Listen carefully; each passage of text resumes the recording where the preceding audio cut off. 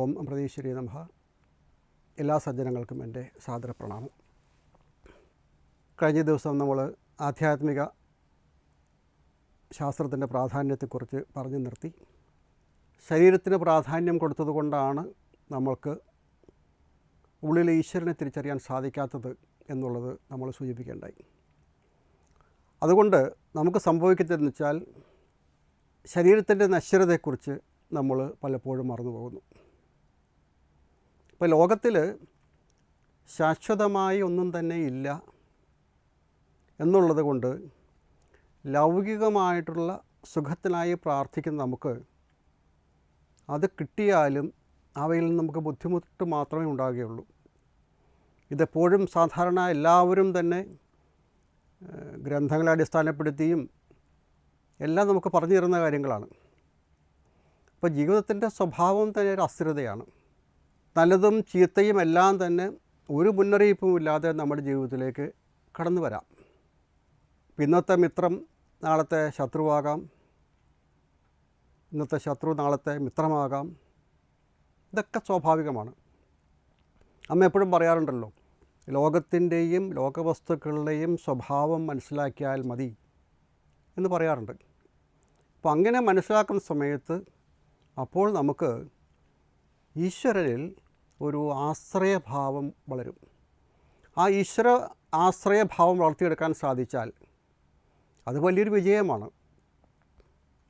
കാരണം നമുക്ക് ആശ്രയിക്കാവുന്ന, നമുക്ക് സമീപിക്കാവുന്ന, നമുക്ക് അഭയം കിട്ടുന്ന ഒരേ ഒരു സ്ഥലം ഈശ്വരനാണ് എന്ന് നമുക്ക് നമ്മുടെ ഉള്ളിൽ ഉറപ്പിക്കാനും അതനുസരിച്ച് മുന്നോട്ട് പോകാനും നമുക്ക് സാധിച്ചാൽ അത് വലിയ വിജയമാണ്. അപ്പോൾ നേരത്തെ നമ്മൾ എന്തെങ്കിലും കിട്ടാൻ വേണ്ടി ആഗ്രഹിച്ചതാണ്. അതിന് പകരം നമ്മൾ ഈശ്വരനെ നമ്മുടെ ഉള്ളിലേക്ക് പ്രവേശിപ്പിക്കാൻ വേണ്ടി ശ്രമിക്കുകയാണ്. നമ്മളൊന്ന് ആലോചിച്ചാൽ മതി, നമ്മുടെ എല്ലാ ആഗ്രഹങ്ങളും സാധിച്ചിരുന്നെങ്കിൽ ചിന്തിച്ചു നോക്കുക. ഒരമ്മ കുട്ടിയുടെ കളി നോക്കിയിരിക്കുന്നു, ആസ്വദിച്ച് കണ്ടുകൊണ്ടിരിക്കും. കളിപ്പാട്ടം മടുക്കുന്ന സമയത്ത് കുട്ടിക്ക് മധുരപലഹാരങ്ങൾ കൊടുക്കും, അല്ലെങ്കിൽ പാവകളെ കൊടുക്കും, ചെറിയ ചെറിയ കാറോ അല്ലെങ്കിൽ എന്തെങ്കിലുമൊക്കെ മോട്ടറുള്ളതൊക്കെ കൊടുക്കും. ഇതെല്ലാം വേണ്ട എന്ന് പറയുന്നത് വരെ അത് കൊടുത്തുകൊണ്ടിരിക്കും. ജഗന്മാതാവും ഇതുപോലെ തന്നെയാണ്. നമ്മൾ ഈ കാണുന്നതിനെല്ലാം വേണ്ട, എനിക്ക് അവിടുന്ന് മാത്രം മതി, ഞാൻ അവിടത്തെ ആശ്രയിക്കുന്നു, എനിക്ക് ഈശ്വരൻ മാത്രം മതി എന്നുള്ളൊരു ഭാവം വരുന്നത് വരെ നമ്മൾ ഈ ചക്രത്തിൽ കിടന്ന് കറങ്ങിക്കൊണ്ടേയിരിക്കും. വാസ്തവത്തിൽ നമ്മൾ ഈശ്വരനെ സേവിക്കുന്നതിലൂടെ സർവ്വ ജീവരാശികളെയും സ്നേഹിക്കുകയാണ് ചെയ്യുന്നത്. അതാണ് വാസ്തവം. നമ്മളിപ്പോൾ പറയും പല ഉത്തരവാദിത്തങ്ങളും ഉണ്ട്, എനിക്ക് ഈശ്വരനെ ചിന്തിക്കാൻ സമയമില്ല എന്ന് പറയും. പക്ഷേ അത് ഒന്ന് നോക്കൂ, രക്ഷ ആവശ്യമുള്ള സമയത്ത്, എന്തെങ്കിലും ബുദ്ധിമുട്ട് വരുന്ന സമയത്ത് നമ്മൾ ഈശ്വരനെ വിളിക്കും. അപ്പോൾ ഇത് രണ്ടും കൂടി പൊരുത്തപ്പെട്ടു പോവുകയില്ല. ആവശ്യം വരുമ്പോൾ ഈശ്വരനെ വിളിക്കുകയും എനിക്ക് സമയമില്ല എന്ന് പറയുകയും ചെയ്യും. ഇത് രണ്ടും കൂടി പൊരുത്തപ്പെട്ടു പോകാൻ ബുദ്ധിമുട്ടാണ്. അതുകൊണ്ട് അവിടെ നിന്നാണ് രക്ഷകൻ എന്നുള്ളൊരു ഭാവം ഉണ്ടെങ്കിൽ, ആ ഒരു തോന്നലുണ്ടെങ്കിൽ, ആ ഒരു ഉറപ്പുണ്ടെങ്കിൽ നമുക്ക് വിളിക്കാനും ആശ്രയം നേടാനും ഉള്ള സമയം നമുക്ക് കിട്ടും.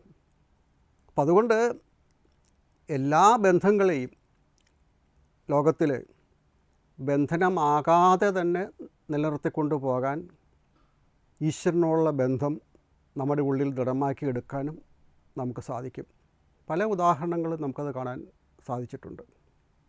അതായത് പ്രയാസമില്ലാത്ത ഒരു ജീവിതം എന്നുള്ളതല്ല, ആധ്യാത്മികതയിലൂടെ പതറാതെ ആത്മവിശ്വാസത്തോടെ ആന്തരികമായ സംതൃപ്തി സൂക്ഷിച്ചുകൊണ്ട് മുന്നോട്ട് പോകാൻ നമുക്ക് സാധിക്കും. സത്യത്തിൻ്റെ ഉരകല്ല് എന്ന് പറയുന്നത് ഇതാണ്.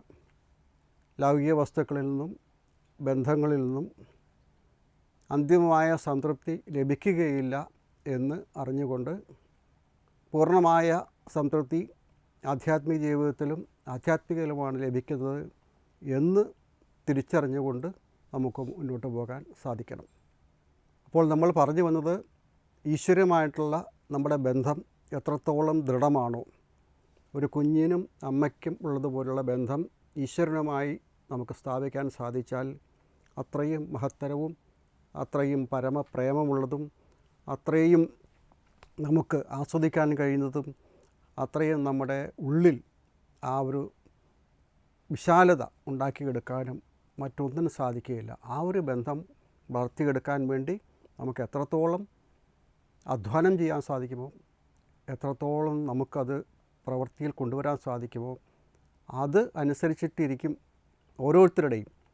ശ്രമിക്കുന്നത് ആരാണോ അവന് പ്രയോജനം. പറയുന്നത് പോലെയല്ല, ആ ശ്രമം നമുക്ക് എത്രത്തോളം ചെയ്യാൻ സാധിക്കുന്നോ ഓരോ വ്യക്തിക്കും അതനുസരിച്ചിട്ട് അവൻ്റെ ഹൃദയം വിശാലമാകാനും ഈശ്വരനോട് അടുക്കാനും ഈശ്വര സ്നേഹം അനുഭവിക്കാനും എല്ലാം കഴിയും എന്നാണ് അമ്മയും നമുക്ക് എപ്പോഴും പറഞ്ഞു തരുന്നത്. അതിനുവേണ്ടി നമുക്ക് ശ്രമിക്കാം. ഓം അമൃതേശ്വരി നമഃ.